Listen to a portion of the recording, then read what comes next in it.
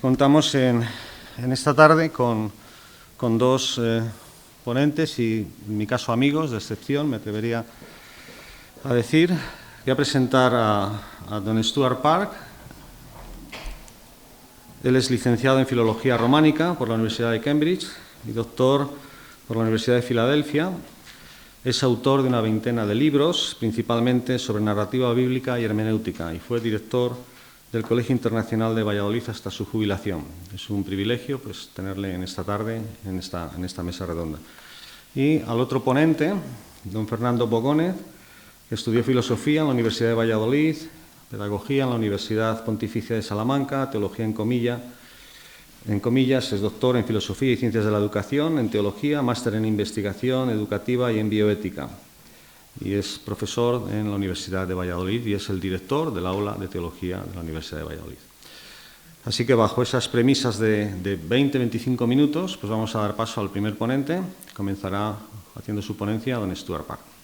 Sola Scriptura o sola escritura. Mi ponencia va a empezar con un pequeño bosquejo histórico del significado de ese término para los reformadores.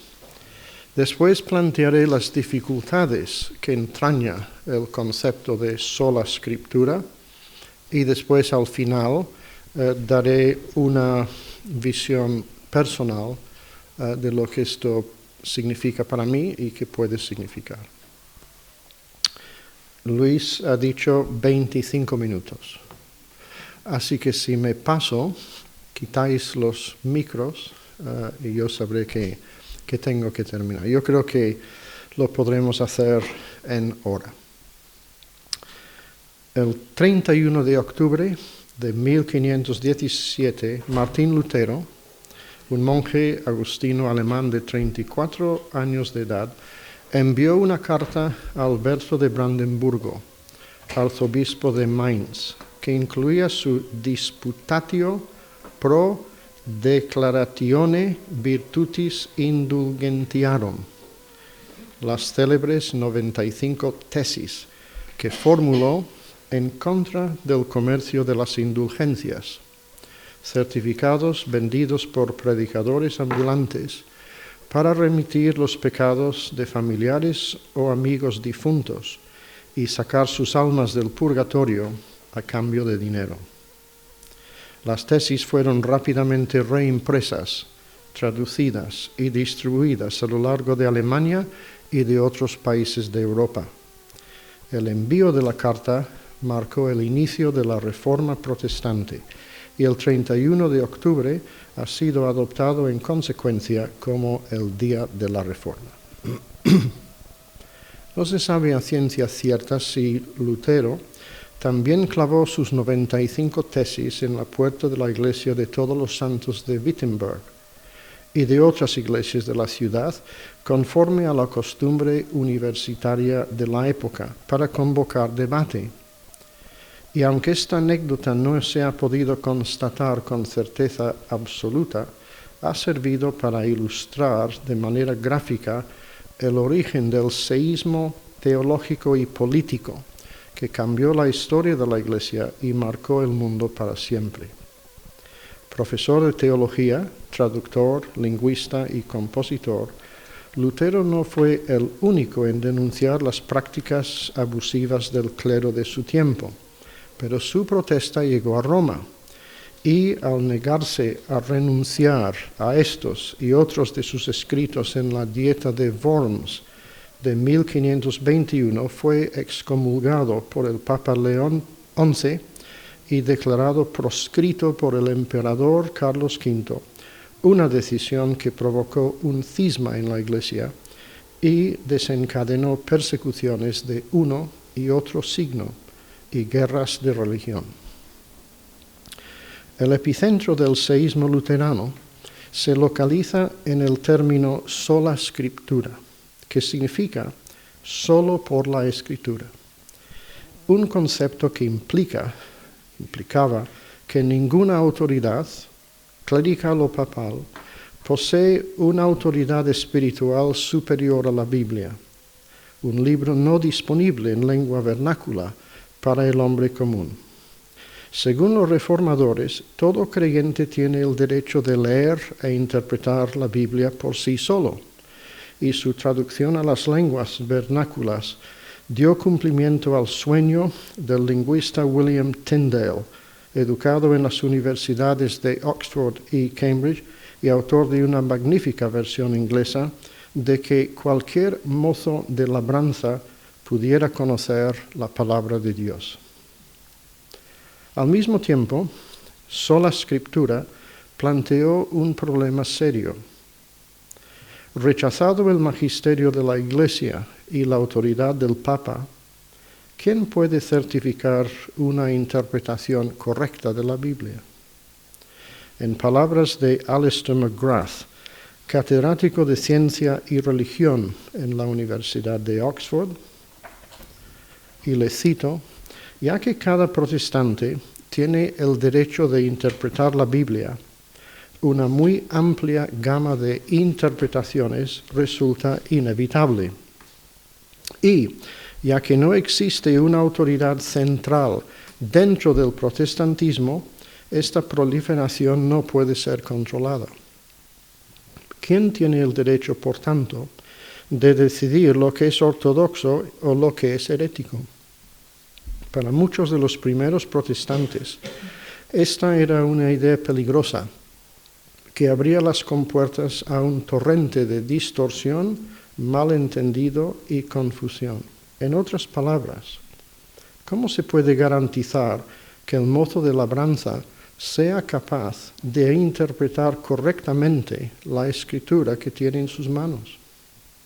Dentro del protestantismo, el problema no se ha resuelto nunca, ni se resolverá, y sugiere McGrath, tal vez sea mejor que sea así. Los reformadores vieron enseguida este problema y produjeron sus catequesis y comentarios para orientar a los nuevos lectores de la Biblia en su propio idioma. Y aquí comenzaron las primeras grandes divergencias, disputas, incluso hostilidades entre ellos. La ruptura de Lutero con el reformador suizo Zwinglio se centró en la interpretación de las palabras de Jesús cuando instituyó la Cena del Señor. Para el catolicismo, esto es mi cuerpo, se refería a la transubstanciación.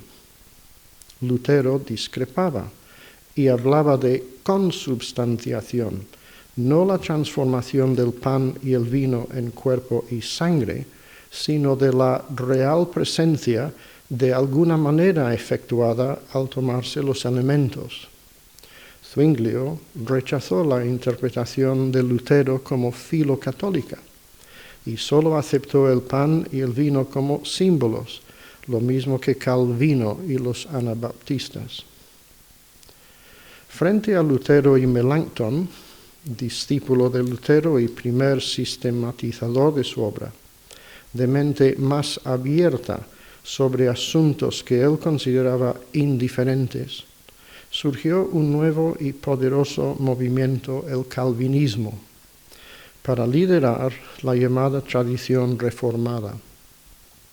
Las célebres instituciones de Calvino ejerció un influjo enorme en Escocia, en el puritanismo del Nuevo Mundo, incluso en la formulación de la Constitución norteamericana, a la vez que dio lugar a nuevas disputas sobre la real presencia y la predestinación, entre otros asuntos polémicos.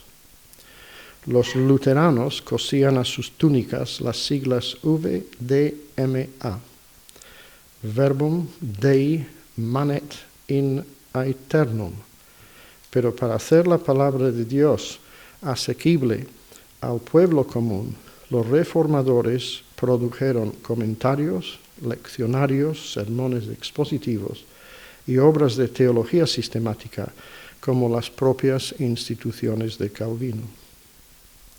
La llamada reforma radical llevó la doctrina de sola escritura más allá incluso que Lutero y Calvino, lo que generó no poco conflicto y amargor. Para Lutero y Zwinglio, además de lo que la Biblia decía, tenían valor otras fuentes consistentes con la enseñanza bíblica. Lutero tenía predilección por Agustín. Para Zwinglio, Orígenes constituía una autoridad.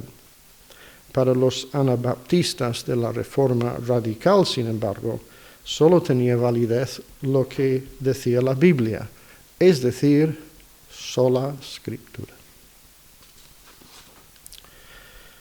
La Reforma protestante no se produjo en un vacío histórico, claro está, y conviene recordar la vorágine cultural y religiosa en la que se gestó.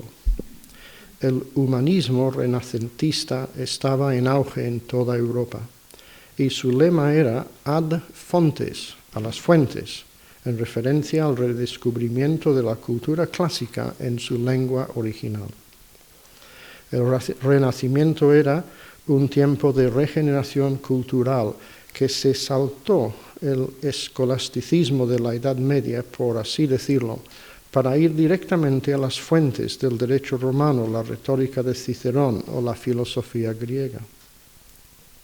El mismo fermento se produjo en torno a los textos originales de la Sagrada Escritura.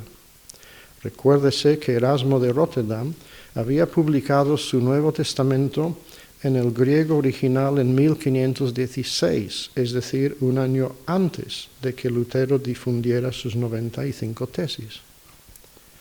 El cardenal Cisneros ya tenía preparada su Biblia políglota en hebreo, griego, latín y arameo, cuando salió la versión de Erasmo, y se habían fundado varias cátedras trilingües en griego, hebreo y latín en las grandes universidades europeas, en Alcalá, 1499, Wittenberg, 1502, y luego en Oxford, 1517, Louvain, 1517, y el Collège de France en París, 1530. La imprenta de tipo móvil se había inventado en 1439 y se ha dicho que sin la invención de Gutenberg no habría habido reforma. Hasta entonces se había dado por sentado que la versión más fiable de la Biblia era la Editio Vulgata de Jerónimo. Pero, ¿qué ocurriría si se volviera al texto original de la Escritura? La versión griega de Erasmo detectó múltiples discrepancias con la Vulgata y era evidente que la lectura directa de la Biblia podría desestabilizar la teología medieval. Un ejemplo lo encontramos en la traducción de Mateo 4:17. La Vulgata rezaba: haced penitencia, porque el reino de los cielos se ha acercado. Erasmo tradujo: arrepentíos, porque el reino de los cielos se ha acercado. La diferencia es enorme. Si se ha dicho que sin la imprenta la reforma no habría sido posible, se ha afirmado igualmente que sin el Renacimiento tampoco se habría producido la Revolución Protestante.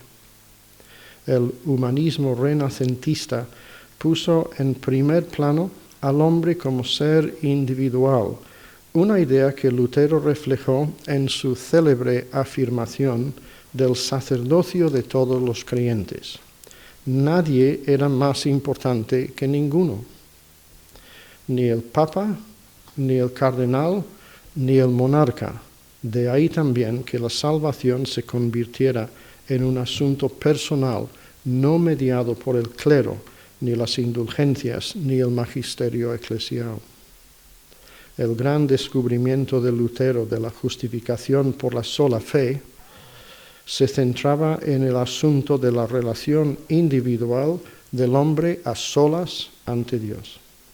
Todo movimiento religioso tiende a politizarse y el cristianismo de la Reforma no ha sido una excepción. Basta recordar la figura de Enrique VIII, muy proclive al status quo del catolicismo vigente y hostil a los reformadores, hasta que le convino romper con Roma, o el empleo del antisemitismo de Lutero, del propio Lutero, por el Tercer Reich para justificar sus atrocidades. Según el historiador Teófanes Egido, la feroz persecución del luteranismo en Valladolid por la Inquisición se debió en el fondo a razones de Estado. Le cito. La agitación coincidió con el retorno de estancias extranjeras de Felipe II, que se encontró con una política religiosa intransigente, alentada sobre todo desde Yuste por el emperador, empeñado en compensar el fracaso de su política religiosa en el imperio. Y como premisa para la actuación radical, se fue creando un ambiente de terror y convirtiendo la Inquisición en instrumento el más poderoso para asegurar la ortodoxia, pues no hay que olvidar que la herejía era el más temible delito, no solo religioso, sino también político y social en aquellas formaciones sacralizadas. ¿De qué se les acusó formalmente a los luteranos de Valladolid? Teófanes cita del informe oficial enviado por el Santo Oficio a Roma. Se les acusó del delito de negar la existencia del purgatorio, de decir que por la pasión de Cristo quedó el hombre justificado, que no era menester las oraciones a los santos, que Martín Lutero y sus obras fueron muy buenas, que clérigos, frailes y monjes pueden ser casados, que la confesión se había de hacer mental solo a Dios y con el Espíritu, no a los frailes ni a los clérigos, que las misas no se habían de vender, etc. Se trata de ideas que podrían parecer en sí inofensivas, pero que atentaban, según los inquisidores, contra la propia fábrica del Estado. Resulta evidente hablar de luces y de sombras en todo lo relacionado con la Reforma. El propio Lutero, firme defensor de la doctrina de los dos reinos, apoyó a los príncipes en la guerra de los campesinos, mantuvo hasta el final la noción de la real presencia en los sacramentos, dio rienda suelta a su inquina hacia los judíos y sacrificó grandes amistades en aras de sus férreas convicciones, perdiendo en el camino la amistad de sus aliados más fieles. Pero el legado espiritual de Lutero ha sido el gran descubrimiento cristológico que revolucionó su fe, la doctrina de la justificación por la fe, es decir, cómo puede el hombre pecador ser reconciliado con Dios. La grandeza de Lutero, a mi modo de ver, no disminuye a la luz de sus defectos, sino que aumenta. He aquí un hombre de carne y hueso, un monje medieval, producto de su tiempo, que se enfrentó al poderío eclesiástico de su tiempo, un genio teológico y lingüístico indiscutible, que dio al mundo una doctrina, la justificación por la fe, y un libro, la Biblia, asequible en la lengua vernácula de sus conciudadanos. El problema de la justificación ejercitaba la conciencia de muchos en la época de la Reforma y sigue candente hoy. La doctrina no era nueva, por supuesto. La descubrió San Pablo en su lectura del Antiguo Testamento. La había encontrado Agustín, obispo de Hipona, uno de los teólogos más importantes de la era cristiana, en las epístolas de Pablo. Agustín nació en el norte de África, en una región que pertenece ahora a Argelia. En su juventud se entregó a una vida de disolución que le sumió en una desesperación profunda, ya que no veía la manera de cambiar ni encontrar perdón. Un día, sentado debajo de un árbol en su jardín mientras lloraba por causa de sus pecados, oyó la voz de un niño o niña, no se sabe cuál, desde una finca colindante que decía repetidamente en latín, tole, lege, que quiere decir, toma y lee, toma y lee.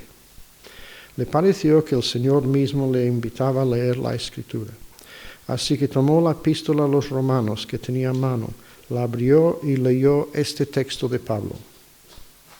Andemos como de día, honestamente, no en glotonerías y borracheras, no en lujurias y lascivias, no en contiendas y envidia, sino vestíos del Señor Jesucristo, y no proveáis para los deseos de la carne. Romanos 13, 13 a 14. Vestirse del Señor Jesucristo significa recibir la gracia de Dios en la persona de Jesús, que cubre todos nuestros pecados y nos hace justos a los ojos de Dios. Agustín lo entendió al instante y a partir de aquel momento cambió y dedicó su vida por entero a Cristo. Siglos después, el propio Lutero se sentía atribulado por el peso de sus pecados, como Agustín, y tampoco encontraba paz.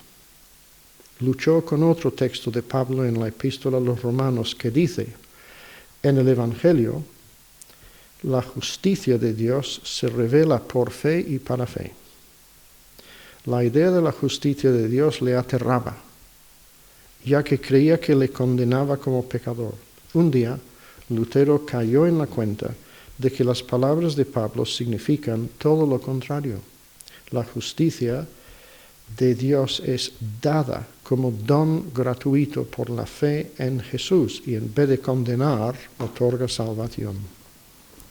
Pablo escribió, justificados pues por la fe tenemos paz para con Dios por medio de nuestro Señor Jesucristo. Y añadió, ahora pues ninguna condenación hay para los que están en Cristo Jesús. Romanos 5:1 y 8:1. Estar en Cristo Jesús significa lo mismo que vestirse del Señor Jesucristo, como descubrió Agustín. El cambio que se produjo en Lutero lanzó la reforma en Europa que recordamos en estos días. No acabó ahí el impacto de la doctrina de la justificación. El comentario de Lutero sobre la epístola a los Romanos afectó profundamente a otro destacado reformador, John Wesley, 1703 a 1791, un miembro de la Universidad de Oxford dedicado al ministerio pastoral. Wesley era un hombre piadoso, fundador del metodismo, llamado así por lo metódico de la vida personal de él y de sus seguidores. Wesley, sin embargo, no había tenido una experiencia personal de Cristo. En un viaje misionero a la colonia americana de Georgia, la nave en la que cruzaba el Atlántico fue zarandeada por una tormenta en alta mar. Mientras él y los demás viajeros sintieron pánico y temían por sus vidas, vio como un grupo de cristianos moravos procedentes de una región que pertenece ahora a la moderna República Checa, hacían oración y cantaban himnos con total tranquilidad. El hecho impresionó mucho a Wesley y de vuelta a Londres tras el fracaso de su misión, acudió a una reunión de los moravos en la capital. Wesley describió su experiencia en el famoso diario en el que registraba detalles fascinantes de sus viajes por todo el país. Cuenta que el 24 de mayo de 1738, en una reunión celebrada en Aldersgate Street, oyó la lectura del prefacio de Lutero a la epístola a los Romanos, en el que se explicaba la realidad de la fe personal en Cristo. Mientras escuchaba la lectura, sintió como su corazón se conmovía dentro de sí y por primera vez en la vida recibió la seguridad de que Cristo había muerto por sus pecados en la cruz. La conversión de Wesley tuvo un efecto profundo en la sociedad inglesa del siglo XVIII ya que los metodistas promovieron muchas obras sociales y educativas. Fundaron miles de iglesias a lo largo y ancho del país. Una placa situada frente al Barbican Center en Londres marca el lugar de la famosa reunión de Aldersgate Street, y una estatua de Wesley, situada al lado de la Catedral de San Pablo, conmemora la vida y obra de aquel hombre singular. Sola Escritura conduce a Cristo, y la figura de Lutero, demonizada por sus detractores, abrió las puertas a la posibilidad de que el hombre común tuviera acceso a la palabra de Dios, al margen de políticas de Estado, de nacionalismos o de intereses materiales. Los testimonios que he relatado tienen un hilo conductor. En ello consiste, en lo espiritual, el verdadero legado de la Reforma. Por último, ¿cómo deshacer el nudo gordiano de la interpretación? Se puede perfilar un principio hermenéutico que nos permita encarar la interpretación bíblica con confianza. Los propios reformadores, a pesar de sus diferencias, dieron con las claves de la interpretación. Para Lutero, el propósito de la Escritura es inculcar a Cristo, el punto matemático de la Biblia. Para Calvino, la Escritura ha sido dada para conocer a Cristo. Y el teólogo suizo Karl Barth ha afirmado que de principio a fin la Biblia nos dirige al nombre de Jesucristo. El principio liberador de sola Escritura invita a una interpretación madura y equilibrada que entra en los recovecos del texto para descubrir su sentido último, la revelación de Cristo. Solo así puede convertirse el principio de sola Escritura en fuente de salvación y evitar el peligro de una lectura contenciosa o dañina. La estructura de la Biblia es cristocéntrica, o, para emplear un tecnicismo, tipológica. No hay en el mundo ningún otro libro configurado así. Según el crítico literario canadiense Northrop Frye, cito, existe gran cantidad de referencias al Antiguo Testamento en el Nuevo. Se encuentran en cada libro, casi en cada pasaje, y algunos de los libros del Nuevo Testamento, en especial el Apocalipsis y la Epístola a los Hebreos, conforman una densa masa de tales alusiones. Esta manera de leer la Biblia tipológicamente está indicada demasiado a menudo y de manera demasiado explícita en el Nuevo Testamento como para que abriguemos alguna duda de que es la manera correcta de leerla, correcta en el único sentido que puede reconocer la crítica como la manera que se ajusta a la intención del libro. No se trata en realidad de un descubrimiento de los críticos literarios, ya que esta ha sido la manera tradicional de leer la Biblia. Fue, por supuesto, la de los mismos autores bíblicos. Los del Antiguo Testamento reinterpretan constantemente su propia historia desde una perspectiva tipológica, a la vez que anticipan, en sombra y figura, la venida del Mesías. Y los autores del Nuevo Testamento, siguiendo el magisterio de Jesús en el camino de Emaús, identifican la vida y obra de Cristo con el testimonio de la ley y los profetas, es decir, con el Antiguo Testamento en su totalidad. La reforma que se inició hace 500 años, al margen de cuestiones políticas, culturales o de personalidades, surgió de una renovada lectura de la Escritura. Su solidez y permanencia deriva de su respeto por la Biblia y el lugar central de Cristo en su teología. Los 5 lemas de la Reforma fueron: sola Scriptura, solo por la Escritura; sola gratia, solo por la gracia; sola fide, por la fe sola; solus Christus, solo Cristo; y soli Deo gloria, solo a Dios la gloria. Yo me identifico con ellos, pero no de una manera sectaria o tendenciosa. Cuando la Escritura se lee desde Cristo y hacia Cristo, las sombras se desvanecen y la luz de Cristo resuelve las incógnitas de la interpretación. Muchas gracias. Yo lo que voy a intentar es demostrar esta tarde sencillamente una tesis y argumentarla. Voy a intentar demostrar que la Sagrada Escritura, la Biblia, es un lugar común para protestantes y católicos. En ella encontramos la petición vibrante de Jesús al Padre de que sus discípulos seamos una sola cosa.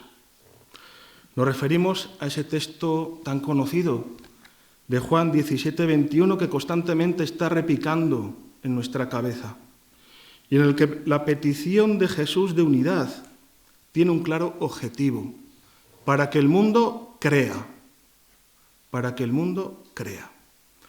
El ecumenismo, por tanto, no tiene como fin solo la unidad, sino que la unidad está para la misión, para testimoniar a Jesucristo, y eso debe ser algo prioritario. Eso es lo primero. Sed testigos, seamos testigos. En la Iglesia Católica, el Papa Francisco nos ha mostrado cómo la misión dice a la Iglesia que ella no es un fin en sí misma, sino que es un humilde instrumento y mediación del reino.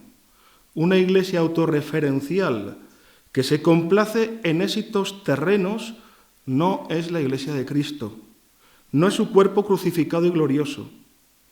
Es por eso, dirá él, que preferimos, cito textualmente, una Iglesia accidentada, herida y manchada por salir a la calle antes que una Iglesia enferma por el encierro y la comodidad de aferrarse a las propias seguridades o privilegios. El cristianismo debe decir con Pablo: «¡Ay de mí si no enunciara el Evangelio!».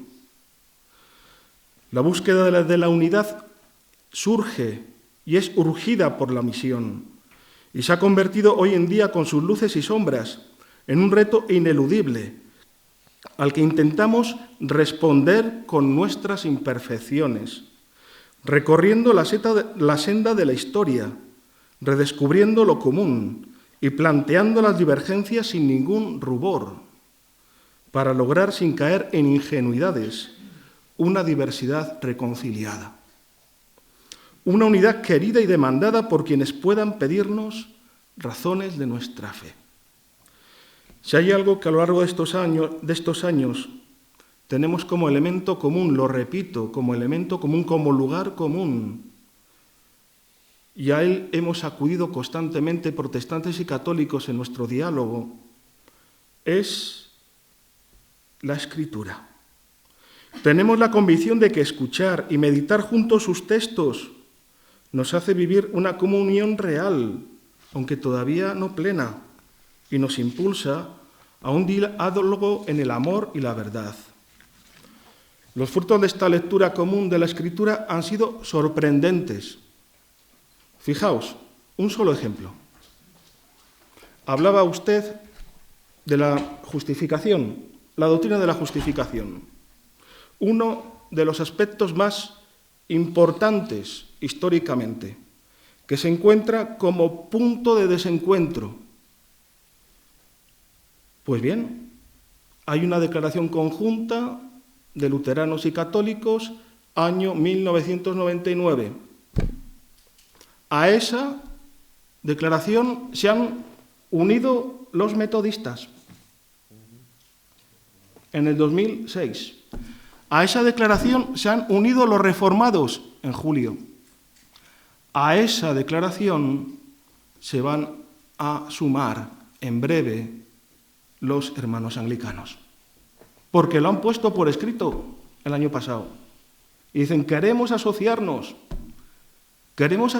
porque estamos viendo los cristianos que es más importante lo que une que lo que nos separa. Y que tenemos que volver a mirar la historia desde una óptica nueva. Una declaración que, en palabras de Meyer, luterano, que estuvo ahí trabajando, plantea una forma de encontrarnos, que es el conocido como consenso diferenciado. Él dice, en un artículo, el consenso diferenciado da acogida a dos tipos de afirmaciones. Una afirmación que expresa el acuerdo alcanzado en el contenido fundamental y esencial de las dos doctrinas de la justificación, luterana y católica. Y una afirmación que muestra cómo y por qué las diferencias que aún permanecen pueden ser toleradas y no cuestionan el acuerdo en lo fundamental y esencial, hasta tal punto que se van a revocar las condenas mutuas sobre este punto. ¿Cuál fue el origen de este acuerdo? Doble. Nos sentamos a orar con la Escritura y empezamos a conocernos. Empezamos a mirarnos a la cara y vemos que no somos y no tenemos rabos y cuernos ninguno. Que somos personas y que necesitamos sentarnos. Y que además tenemos algo en común y un escándalo sobre nuestra conciencia. Pasemos adelante. Otro aspecto que tenemos todos también ahí, protestantes, católicos, es que constatamos de que la Biblia debe ocupar para el cristiano un sitio preeminente, y eso en muchos casos no es así. Constatamos que en la experiencia, que si nos acercamos a ella, si invitamos a que alguien se acerque a ella, en ella puede encontrar una fuente inagotable en profundidad y fecundidad de su renovación personal, siempre que acuda a ella para escuchar, estudiar y meditar, como le pasa a San Agustín. Toma, lee. Pues lee, hombre, lee. Hace unos años decía irónicamente Paul Claudel, perdón, es que doy la lengua, voy a beber agua porque si no... Llevo 4 horas de clase y es la primera vez que se me traba la lengua, así que todavía se me puede trabar otra vez más, ¿vale? Hace años decía irónicamente Paul Claudel, el respeto hacia la Sagrada Escritura entre los cristianos, no decía si protestantes, católicos, anglicanos, reformados, no tiene límites. Se manifiesta sobre todo estando lejos. Hoy quizás ese alejamiento es tal que ya no es respeto solo, sino desconocimiento. Un desconocimiento de nosotros los cristianos, que tiene que ver con una época, la poscristiana, en la que estamos todos inmersos y sentimos que hablar de estas cosas nos da incluso vergüenza.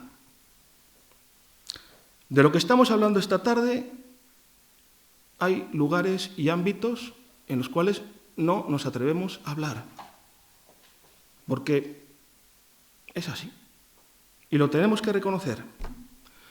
En nuestra propia vida parece que podemos vivir como si Dios no existiera, y además muy bien, muy bien.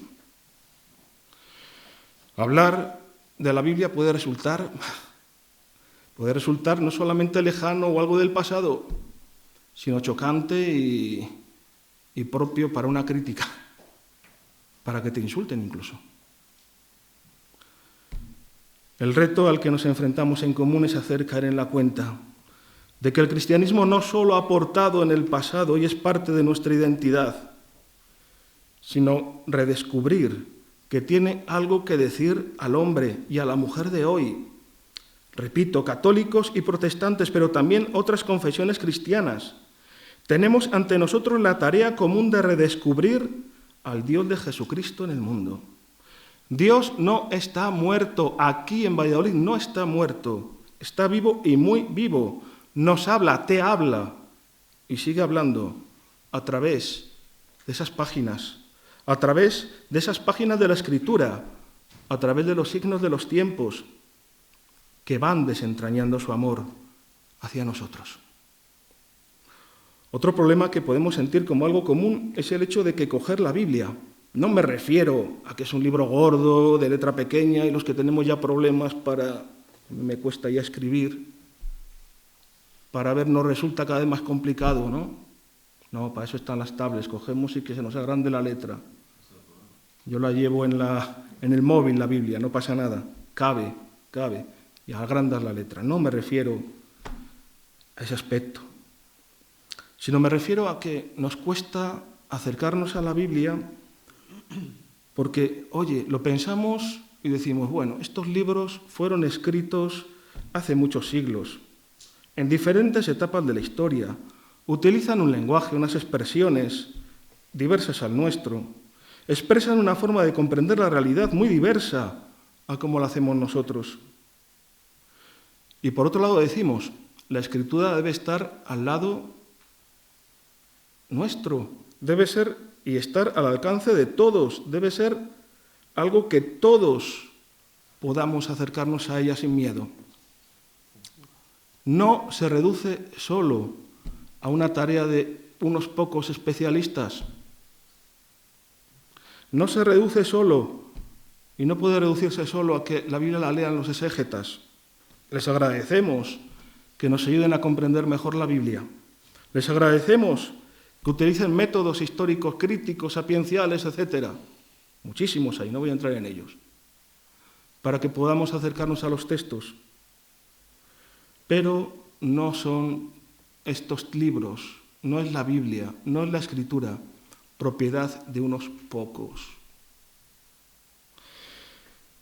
Con la ayuda inestimable de estos especialistas, la labor que tenemos entre manos es hoy en día de una complejidad enorme, la tarea de iniciar en la lectura de la Biblia.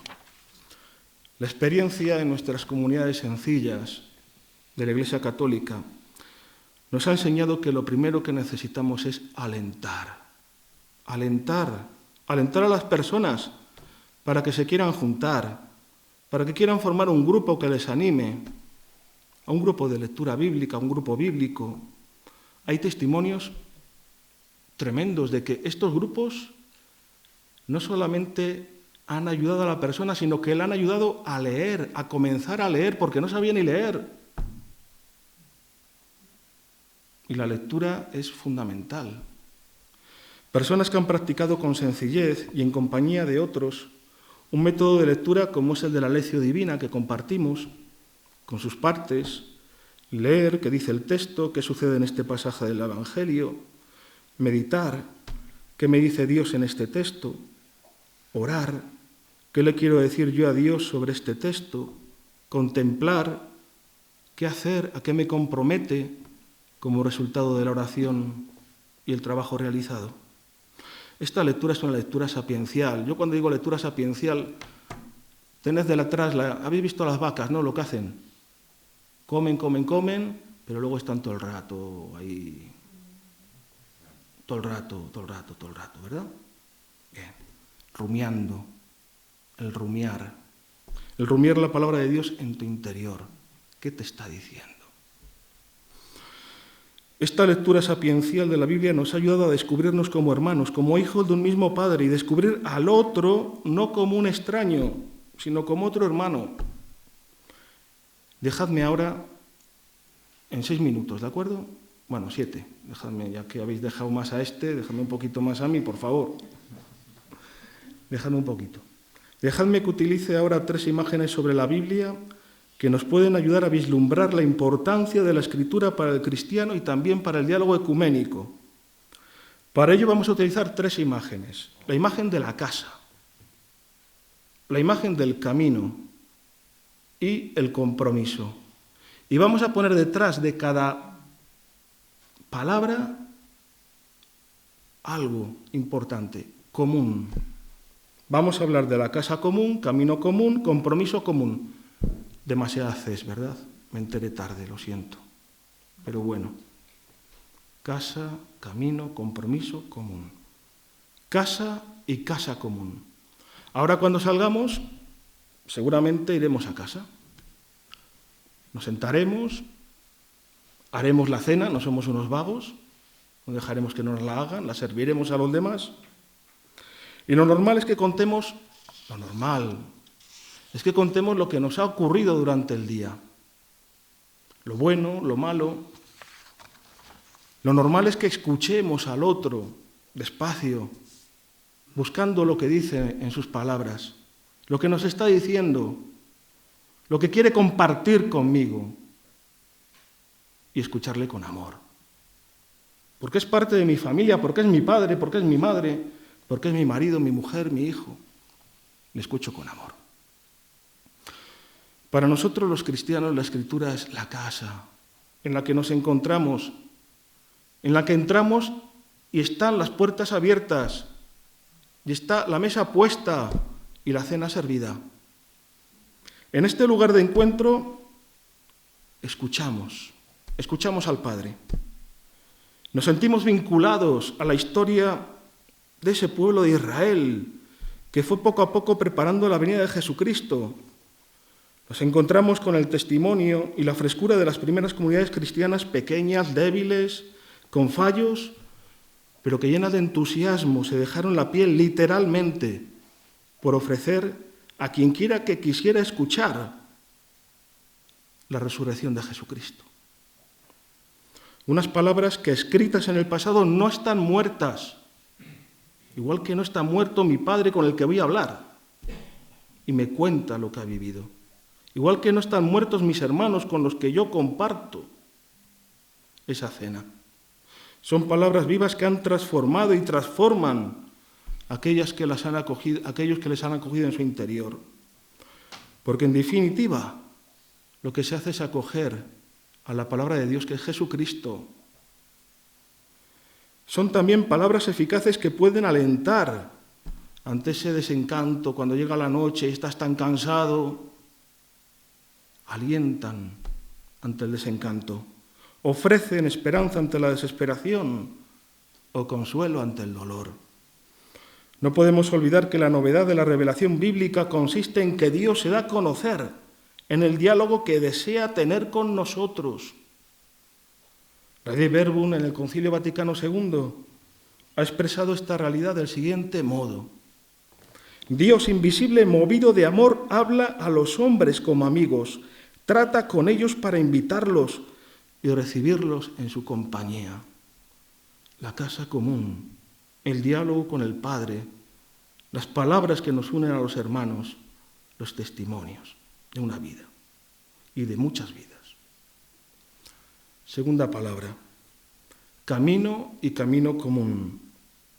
La palabra divina, la palabra de Dios en la Escritura ilumina la existencia humana y mueve a la conciencia a revisar en profundidad la propia vida, pues toda la historia de la humanidad está en manos de Dios, una historia que es guiada por el Espíritu Santo y a la que ha venido Jesucristo, y el Verbo se hizo carne y habita entre nosotros. La historia personal y cósmica se convierten así en un camino que recorremos y que generación tras generación tiende a un fin, que es Dios mismo. En este camino de la vida, en este camino que hacemos con otros y que compartimos, la propuesta cristiana es sencilla pero revolucionaria, y lo ha sido siempre, y lo será. Una propuesta que se propone en las bienaventuranzas. Ellas nos invitan a purificar nuestro corazón de sus bajos instintos y a buscar el amor por encima de todo. Nos enseñan que la verdadera felicidad no reside ni en la riqueza o el bienestar, ni en la gloria humana o el poder, sino solo en Dios. Además, el Evangelio nos recuerda también que cada momento de nuestra existencia es importante, que debe ser vivido intensamente, sabiendo que todos, aunque quizás no nos lo creemos, tenemos que rendir cuentas de nuestra propia vida. Acordaos, Mateo 25, Jesucristo considera que todo lo que hacemos o dejamos de hacer a uno de sus humildes hermanos, se lo hacemos o dejamos de hacer a él. Tuve hambre y me diste de comer. Sin palabras. Bienaventurados los pobres, sin palabras.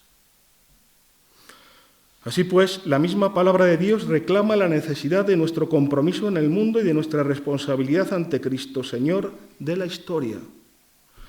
Al anunciar el Evangelio, católicos y protestantes debemos animarnos mutuamente para hacer el bien y comprometernos por la justicia, la reconciliación y la paz. Hablemos de esta tercera palabra, de la palabra compromiso y compromiso común.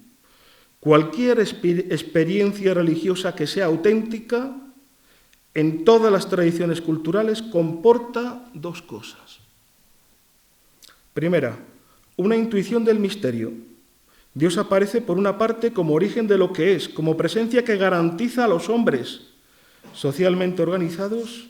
Segunda parte, las condiciones fundamentales de la vida. Pone a su disposición los bienes necesarios para vivir y para compartir. Por otra parte, sabemos que ese Dios, ese misterio, interpela. ¿Sobre qué uso hago de esos bienes en relación con los demás? En toda experiencia religiosa, por tanto, se revelan como elementos importantes la dimensión del don, la dimensión de la gratuidad, captada como algo que subyace a la experiencia de la persona, que hace de su existir junto con los demás en el mundo. Testimonio de esto es el reconocimiento universal de la regla de oro con la que se expresa en el plano de las relaciones humanas la interpelación que llega al hombre del mismo Dios. Todo cuanto queréis que os hagan los hombres, hacéselo también vosotros a ellos. Sobre el fondo de la experiencia religiosa universal compartido de formas diversas, se destaca la revelación que Dios hace progresivamente de sí mismo al pueblo de Israel. Esta revelación responde de un modo inesperado y sorprendente a la búsqueda humana de lo divino, gracias a las acciones históricas, puntuales e incisivas en las que se manifiesta el amor de Dios por el hombre. Acordaos, en el libro del Éxodo, el Señor se dirige a Moisés con estas palabras: bien vista tengo la aflicción de mi pueblo en Egipto, he escuchado su clamor, yo os voy a liberar. La benevolencia y la misericordia que inspiran el actuar de Dios y ofrecen su clave de interpretación se vuelven tan cercanas al hombre que asumen los rasgos de Jesús, el Cristo, el Verbo hecho carne, y cuya misión es descrita en la narración de Lucas con las siguientes palabras del profeta Isaías: el Espíritu del Señor está sobre mí, me ha ungido a anunciar a los pobres la buena noticia, me ha liberado a proclamar la liberación a los cautivos, la vista a los ciegos, para dar libertad a los oprimidos y proclamar un año de gracia del Señor. El compromiso común por la justicia brota del mandamiento del amor. Amaos unos a otros como yo os he amado, hasta dar la vida, y constituye la ley de vida del pueblo de Dios. Debe inspirar y purificar todas las relaciones humanas en la vida social y política. Así en la Escritura nos encontramos cómo Dios impulsa al hombre a entablar relaciones animadas por la rectitud y la justicia. Da fe del valor precioso ante Dios de todos los esfuerzos del hombre por construir un mundo más justo y más habitable. Un compromiso por el desarrollo integral de toda persona, un compromiso por la justicia que lleva incluso a entregar la vida. Quería acabar subrayando cómo en la lectura de la Escritura hay que dejarse sorprender por la novedad de la palabra de Dios, que nunca envejece ni se agota. Superar nuestra sordera ante las palabras que no concuerdan con nuestras opiniones o prejuicios. Escuchar y estudiar en la comunión de todos los creyentes de todos los tiempos. Todo esto es un camino que se ha de recorrer para alcanzar la unidad y poder anunciar el Evangelio. En el diálogo ecuménico, las Sagradas Escrituras son instrumento precioso en la mano poderosa de Dios para lograr la unidad que el Salvador muestra a todos los hombres. El encuentro alrededor de la Sagrada Escritura favorece la causa ecuménica, la unión, y cuando se viven en su verdadero sentido constituyen momentos intensos de auténtica oración, profundizan en la amistad, profundizan en un caminar conjunto. Recordad que es una misma palabra de Dios la que se extiende en todas las Escrituras, que es un mismo verbo que resuena en la boca de todos los escritores sagrados, y no es otro más que Jesucristo. San Agustín, en su comentario al Salmo 103. Acabo ya, de verdad, os lo prometo. Quiero acordarme hoy, en esta tarde, de todos nuestros hermanos que mueren y son perseguidos por el único delito de ser cristianos. Su testimonio estuvo aquí en esta sala no hace mucho. Nos acordamos de ellas. Ellos nos muestran con su vida que merece la pena ser cristiano, que la palabra de Dios tiene mucho que decir, que la Sagrada Escritura adquiere un nuevo significado cuando por llevar una Biblia en el bolsillo te juegas la vida. Muchas gracias.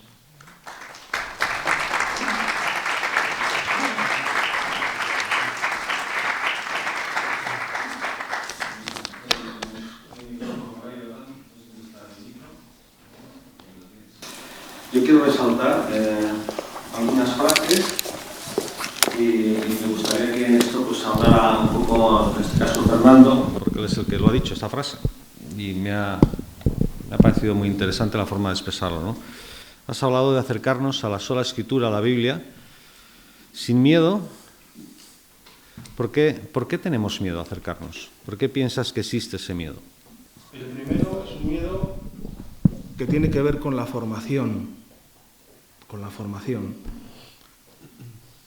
Yo no conozco lo que decían estos señores porque lo dijeron hace 2000 años. ¿Qué quieren decir con estas frases? Hay frases, hay expresiones que incluso son escandalosas, ¿o no?